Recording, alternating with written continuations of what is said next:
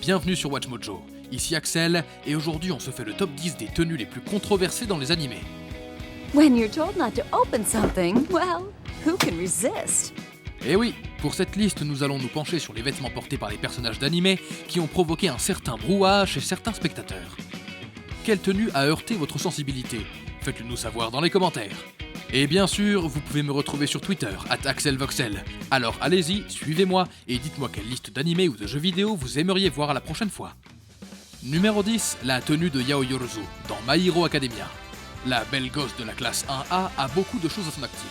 De l'intelligence à un look éblouissant et un alter qui lui permet de créer à peu près tout.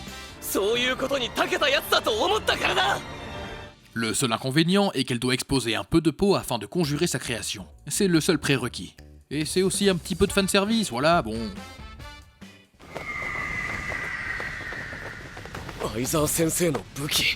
Les développeurs du nouveau jeu mobile My Hero Academia ont décidé de la couvrir le plus possible, en supprimant sa tenue caractéristique. Mineta ne serait pas content. Numéro 9, le ventre de Jessie dans Pokémon. Parmi toutes les femmes animées qui se pavanent en montrant leur corps, on pourrait penser que ce membre de la Team Rocket serait la dernière personne à être frappée par la machine à censurer.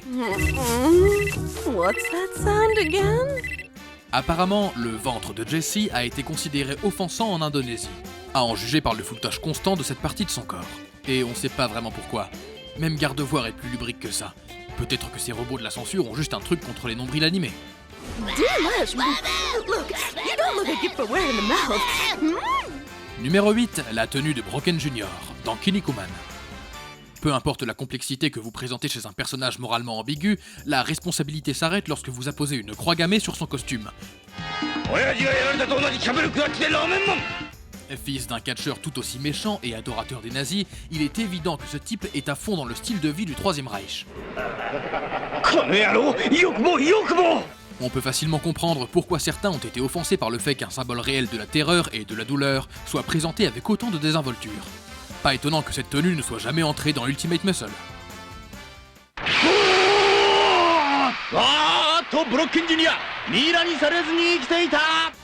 Numéro 7, les tenues plagiées dans Tokyo Babylon 2021. Le plagiat peut souvent signifier la mort d'une série.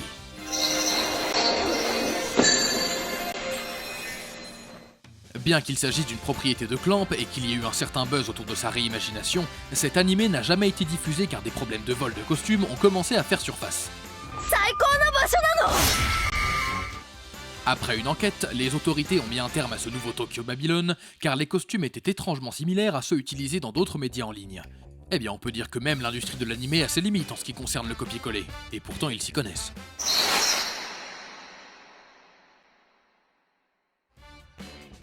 Numéro 6, les Kamui de Ryuko et Satsuki dans Kill la Kill. C'est pas pour dire du mal de ces deux personnages, on adore leurs exploits sanglants et peu vêtus. Alors que de nos jours les fans ne connaissent que trop bien leur design plutôt osé, lorsqu'elles ont fait leur début, on peut dire qu'il y avait beaucoup de sourcils levés.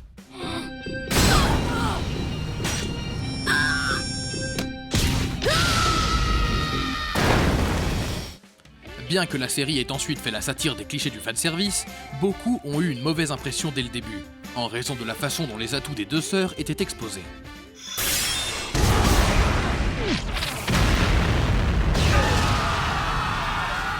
Mais ça, c'est parce que les nouveaux venus ne pouvaient pas connaître la raison de l'existence de ces tenues. Numéro 5, changement de costume de Sarada, dans Boruto, Naruto Next Generations. C'est un cas un peu particulier. Lorsqu'on l'a vu pour la première fois dans le film Boruto, la tenue de la jeune Uchiha était parfaitement normale. No, I'm gonna be Hokage. Puis vint l'adaptation du manga, qui à la première occasion remplaça son look classique par des talons hauts, une jupe courte, un haut ouvert et des bandages autour de la poitrine. On sait bien que les tenues de shinobi n'ont pas réellement l'air pratiques. Malgré tout ça, beaucoup ont insisté pour qu'elle change de style. Au moins, la suite de l'anime a eu le bon sens de la laisser telle qu'elle était à l'origine. I didn't even know there was a fifth one. Numéro 4, le tablier de Lenora, dans Pokémon.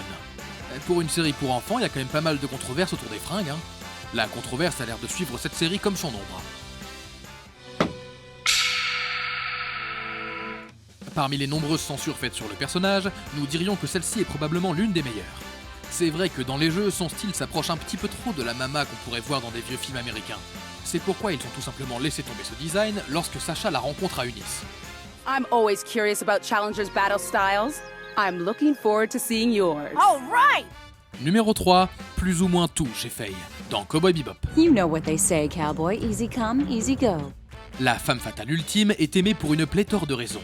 Avec son haut jaune caractéristique qui fait partie de son personnage, au même titre que les cheveux roux d'Ed, la main métallique de Jet et le col remonté de la chemise de Spike. Shoot them before they shoot you.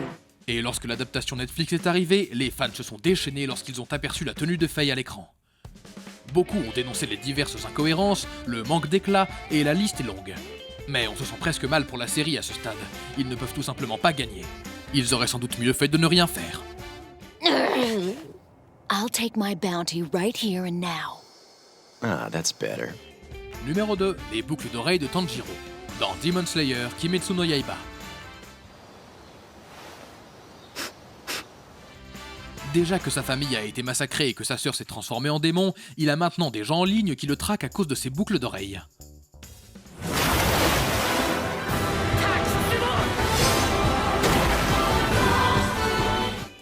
Il s'avère que pour certains, le design du Hanafuda ressemble un peu trop à un drapeau impérial japonais. Un symbole associé à la colonisation, à l'oppression et à d'autres choses qui ne conviennent pas à un tueur de démons. Si vous pensez que cette comparaison est exagérée, beaucoup seront d'accord avec vous. Bienvenue sur Internet. Avant de continuer, n'oubliez pas de vous abonner à notre chaîne et d'activer la cloche pour être informé à chacune de nos dernières vidéos. Vous avez la possibilité d'être notifié pour des vidéos occasionnelles ou pour toutes nos vidéos. Et si vous êtes sur votre téléphone, assurez-vous d'aller dans vos paramètres et d'activer les notifications. Et le numéro 1 de cette liste est le gang des Manji, dans Tokyo Revengers. Encore une fois, des croix gammées. Bien sûr, la vérité pour quiconque a ne serait-ce qu'un minimum de compréhension de la culture japonaise, c'est que le symbole pointu utilisé par le gang Toman est celui du Manji, quelque chose de radicalement différent de la marque des nazis. Cela n'a pas empêché l'anime d'être violemment censuré. Chaque fois que Mikey et sa bande montraient leurs uniformes élégants, il ne fallait pas longtemps pour qu'un éclat de lumière blanche apparaisse et recouvre la plupart des broderies. Vous êtes d'accord avec nos choix? Regardez ces autres vidéos sur WatchMojo. Et n'oubliez pas de vous abonner et d'activer la cloche pour être informé à chacune de nos dernières vidéos. C'était Axel, merci d'avoir regardé et à la prochaine.